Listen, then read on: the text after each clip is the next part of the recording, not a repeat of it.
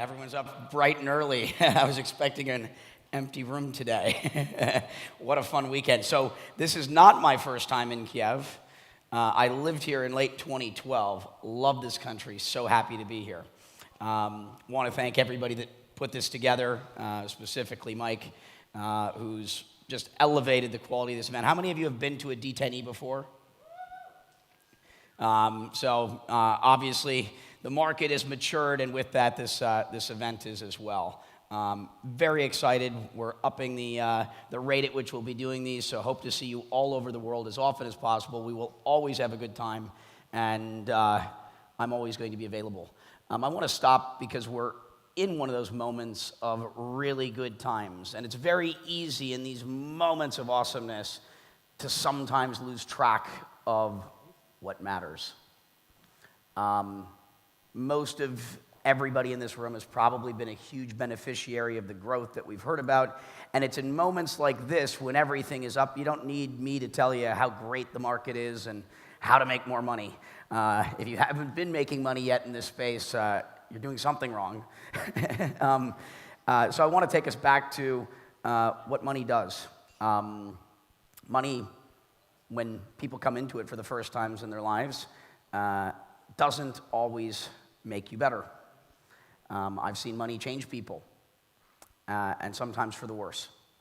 An interesting statistic that will, hopefully bring you back to ground is when someone loses a limb, when you become an amputee and you miss a leg or an arm, and someone else that goes and wins the lottery and has that first big payday, 3 years after those two events occur, do you know which person is happiest, statistically speaking?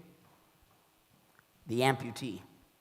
The person that's lost a limb is happier than the person that won the lottery. What does that tell you? It tells you that money doesn't make you happy.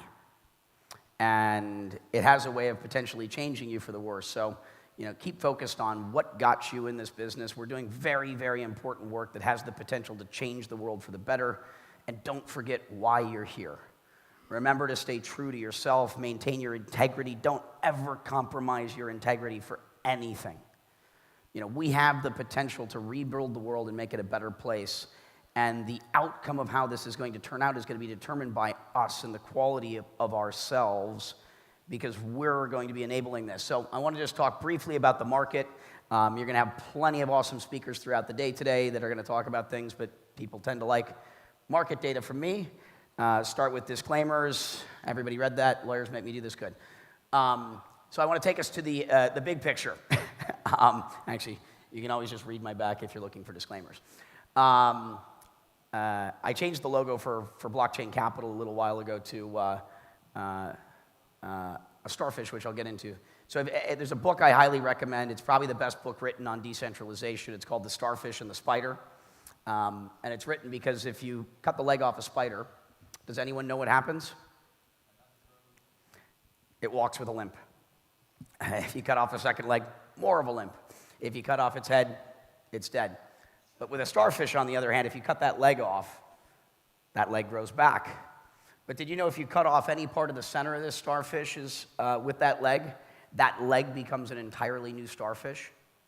If you cut this starfish 5 ways through the center, it'll become 5 starfish. It's the best example of decentralization occurring in nature.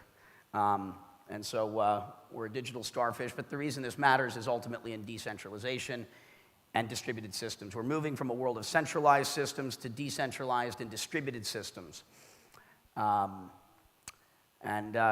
interesting things have happened here. You're, I think, aware of Uber, which does work here. Yes, thank you, Ukraine. And actually, one of my sort of policies these days is I don't want to go to countries that don't permit things like Uber, because we have an ability to vote with our feet. And remember, you do that every time you go anywhere. Thank you for being here in the Ukraine. Very happy to see a country embracing innovation. Amazing things happening here in the old sort of CIS regions. Wonderful things. I mean, just amazing engineers, and it's the engineers here that are building our future. So Uber is the largest taxi company or transportation company in the world at this point, but it doesn't own any cars. Facebook is the largest media company in the world, but it doesn't make any content. Alibaba is the largest retailer in the world, but it has no inventory. Airbnb, obviously the largest provider of accommodations with no rooms. And you've probably seen these slides before, but it's always nice to note that Bitcoin is now the largest bank in the world with no employees or branches. So where are we today? We've been around 9 years, coming up on 10 years as a sector, slowly growing and continuing to accelerate. But in 2017, and let's talk about 2018, we're starting to see, I think, the beginning of consumer adoption. And that consumer adoption is largely happening in the developing world. I've been approached many times going back years ago. Right now, everybody's like in love with Bitcoin. There's very few naysayers. I guess maybe just Jamie Dimon these days.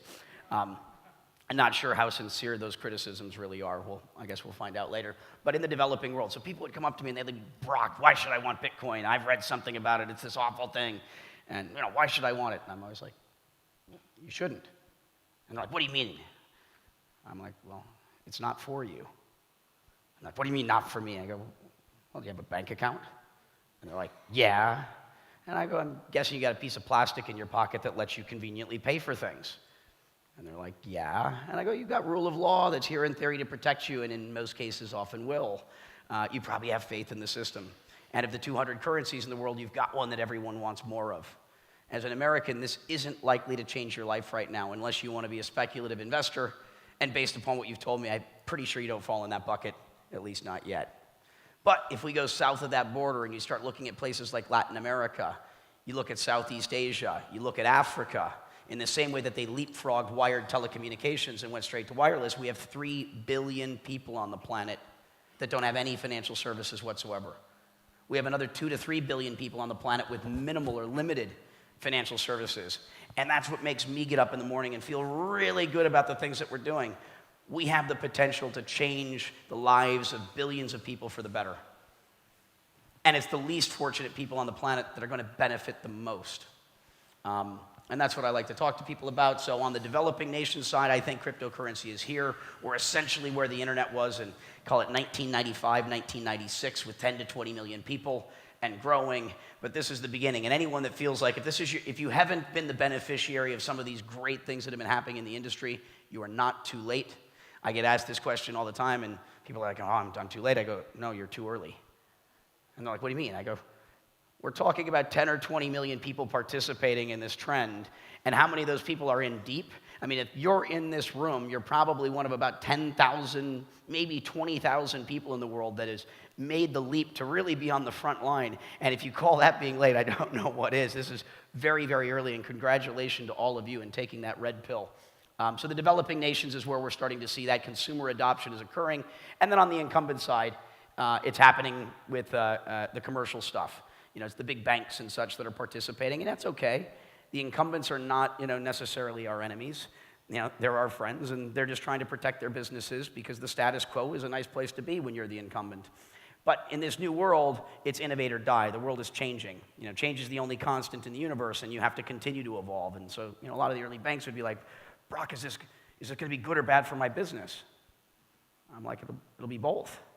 There's some aspects of your business that are going to benefit from this trend, and there's going to be some aspects of your business that won't. Typical innovator's dilemma. Kind of like the telecom industry when voice over IP emerged. They're like, oh, the telecoms are going to go away. We're going to have all direct consumer, calls and whatnot. And the reality is the telecom industry co-opted the technology, re-architected their middle and back offices, and benefited from it. And a lot of change actually has to start with the incumbent. Take things like the energy industry. It's a regulated industry in such a way that it's not going to happen from outside. You have to work with the incumbents to bring, we're going to find ourselves in a hybrid sort of model. The world doesn't just go from A to Z. It goes from A to B to C to D. And remember that, sometimes people that you might not agree with today, might end up being your friends. And we need to be patient with those people that don't understand all the things that we do. Remember, our job is, to teach other people and not to criticize them. We're all a big family here, and that's the big thing that's changing is, well, I'll get into that in a moment. Anyway, this is where that market is. Some kind of amazing things here. We've covered on some of this. We'll just skip through that. I don't think we need to spend any time on that. I covered it. But this is sort of some of the excitement that we've seen. 2014, 15, 16, obviously those incumbents have been coming on board, and it's continued last year to more or less everybody. There are every major call it Fortune 2000 is participating here. And I think that, we're at that point now where it's starting to become real. It's not just tests. Those tests are becoming pilots, and those pilots are going to become deployments. And once those things get deployed, that's when we're going to start to see this scale. And the incumbents are going to be the ones that actually bring in a lot of the adoption in the near term. So we need to help them. Every major VC is in the space. Actually, this was the one where I used to criticize one firm, and that was Sequoia. Because every major VC, every smart investor for the most part is participating at least in some degree to this space, with the exception of Sequoia, but that's now changed, so welcome to the party. And it's a global phenomenon, and this is the thing that's most exciting, and certainly for everyone in Kyiv. Historically, Silicon Valley was the place you needed to be if you wanted to have access to, capital. It's where most of it was. And the one beautiful thing is this is a globalization sort of trend. In the same way that the Internet of Information is democratized information, the blockchain is democratizing value and trust. And it's allowing entrepreneurs and innovators anywhere in the world to have access to the same resources as the people that are sitting in Silicon Valley. The amount of innovation that's going to come from that, because historically you had to be near these centers of gravity, these sources of capital formation, to have an ability to innovate at scale. That can be done from anywhere today. And that's just a beautiful thing. It's a global phenomenon. Capital, obviously, had been coming into the space. 2014, we had capital on par with 1995. 2015, capital on par with the internet in 96. The beauty of that is, back then it cost $5 million to make a website to sell shoes. With open source software, with SaaS, with all of AWS, you can do these sorts of things, and soon to be distributed storage that works. You can build these businesses with 50 grand from anywhere in the world. But VCs in 2016 stopped putting more capital into the space, and this is kind of where the ICO emerged. The first ICO was Mastercoin back in June of 2013, and the industry's come a long way, and that was that the capital stopped in 2016, but the amount of entrepreneurs and the quality of the entrepreneurs coming into the space continued to increase, though the capital didn't. But the entrepreneurs, being the tenacious sort of individuals that you need to be to succeed, said, what about this ICO thing? And last year we had something like 64 ICOs raising a little over $103 million, excluding the DAO. But what the DAO did, as much as it taught us that security is paramount and there's not any room for error in this business, make sure you're getting your security audits not once, but probably twice. And by high quality third parties, security is everything in this new world, and there is no room for error, and you are a fiduciary of other people's things, so make sure you get that handled right. But what the DAO showed us is that this scales. It went from a world of saying, hey, let's go raise money through an ICO because I can't raise money from a VC, to let me raise money through an ICO rather than a VC, because it allows me to bring in my users essentially as my partners versus third-party sources of capital. And as a result of that, it's changing the market. Over $2 billion have been raised from ICOs. That number is going to continue to increase, but here's the data point that I love. Right now, ICOs are bringing in 4 times the money that early stage venture capital is. We've 4x'd the venture industry, and we haven't even started. Venture capital is about to change. The industry will be probably dead as we know it in 5 to 10 years. Though, the roles are not going to go away. Entrepreneurs are always going to need great advisors. They're always going to need resources. They're always going to need access to deep connections and wisdom, people that have been around the block a few times. It just means the structures are going to change. And the structures are not just going to change for venture. It's coming to private equity. It's coming to REITs. These ones in particular, because they're sectors that lack liquidity. And I'm pretty sure that there's not a person in this room that doesn't like liquidity. We prefer, the ability to get in and out of things. And more importantly, too, venture capital is a sector that historically has not been available to everyone. It's been a club for the financial elite. The pensions, the endowments, the high, net worth family offices, but not everybody else. What's happening here is we're democratizing the world of early stage finance in a way that everyone can participate. And the world that we're building is about radical inclusion and making it available to everybody. So this is where I want to transition away from what's going on there, and I want to talk about kind of the things that matter. And one is, how many of you want to meet some billionaires? I'm all about meeting billionaires. But my definition of a billionaire is pretty different than everybody else's. I don't care what resources you have. What I care about is what you're doing with the resources you have. A billionaire to me is someone that is going to change the lives of 1 billion people or more. That's the stuff that's really impressive at this point. Having money no longer buys you a seat at my table. It's about what are you doing? What are your superpowers? What is it that you uniquely do and are able to do, and how can you contribute to this new movement and make the world a better place? And these are the things that are exciting. So, let's all strive to be the best versions of ourselves. And that paradigm shift is coming. Historically, this concept was money is power. I don't believe that's true anymore. I believe a paradigm shift is occurring. It's no longer about money anymore. It's about technology as power. It's about consciousness as power. It's about what is it that you're able to do. And this is the interesting thing that's changing, because I can directly attribute many of the problems in the world to the corporation. And I'm a hardcore capitalist, so I'm not criticizing these things, but the structure of everything can be better. There's nothing in this world that is perfect. Everything can be better, most importantly us. And we can continue to grow, but you have a customer, you have an employee, and you have a shareholder.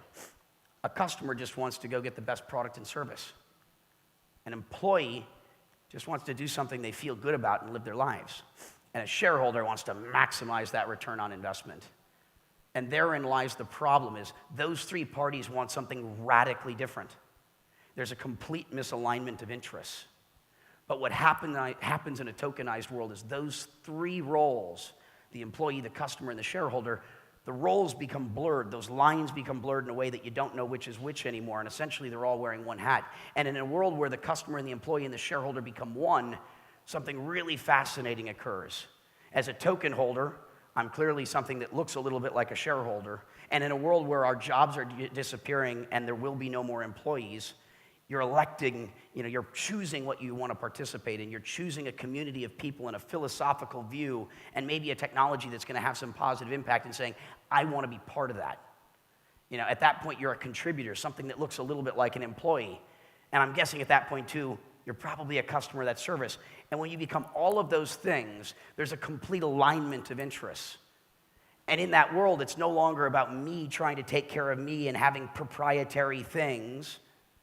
The world goes from me to we, because anything any of you do benefits me. Anything I do benefits you. And a world where everyone benefits from each other's actions in that ecosystem, there's a complete alignment of interest. It's about sharing everything you have. It's about collaborating with everyone, because anytime someone does something and it benefits everyone, we start to work together. And in a world where you've aligned interests, amazing things can happen. And that's what's so exciting about what we're doing here. Find that purpose. Ikigai is, I'm going to go through this pretty quickly, but spend some time. These are great Japanese concepts. Kaizen, to change, to be better, to always improve. And this takes me to something that's important. One of the events that's changed my life probably more than anything is this little event. Does anyone know what this is? Has anyone ever been to Burning Man? We have a few burners in here. So I think the blockchain is the technology that's about to change the world. But technology doesn't have a conscience. Technology doesn't know good or bad. It's just an enabling thing, and the blockchain is the thing that's going to change the world. And I believe Burning Man culture is the thing that's going to fix it. And I want to marry these two concepts, because I think it's the culture of Burning Man. It's about 1 million people in the world have been to Burning Man. It's a very small number. Probably 2 to 3 million people's lives have been impacted by it directly, where they understand the material impact. But a lot of the world's greatest ideas have come from here as well. Eric Schmidt became CEO of Google because of this. Most of Elon Musk's innovations, were ideated there. It's the greatest aggregation of innovators in the world. If you ever need to be inspired, you show up there and your mind will be blown in ways you can't imagine by what we're able to do as human beings if we try. And on that note, I ask you to dream as big as you can. Make that magic. Thank you, Mike. He's like, Brock, I don't know how to describe what you do. What's a better title? And I go, I don't know how to describe what I do. He's like, I got an idea for you. What if you change your title to magician? And let's not, forget about operating with love. I'm wearing an EOS shirt, and this logo is a chestahedron. It's the sacred geometrical shape of the heart. And let's remember, it's not just about me, it's about we. And let's not forget this place that we all live. Let's make sure we take care of our home. And let's take an opportunity to believe everything is possible. You can do anything. And I'm just excited to know all of you. and by the future that we're able to create. And remember to don't ever compromise that integrity. And remember that you're also empowering people in all the things that you do, and make sure that you're empowering the right people and leading by example. And when people are making mistakes, not criticizing them, but educating them and showing them how to be better versions of themselves. This is just a picture from my wedding last year at Burning Man. It's an all unicorn wedding. My groomsmen were the colors of the rainbow plus pink. My bridesmaids, the same. My best man was a woman dressed in black, cracking a whip. And my wife will be here later today, Crystal Rose of Sensei. And on that note, if you have any other questions for me, go to brock.ai, and you can talk to me anytime. Thank you.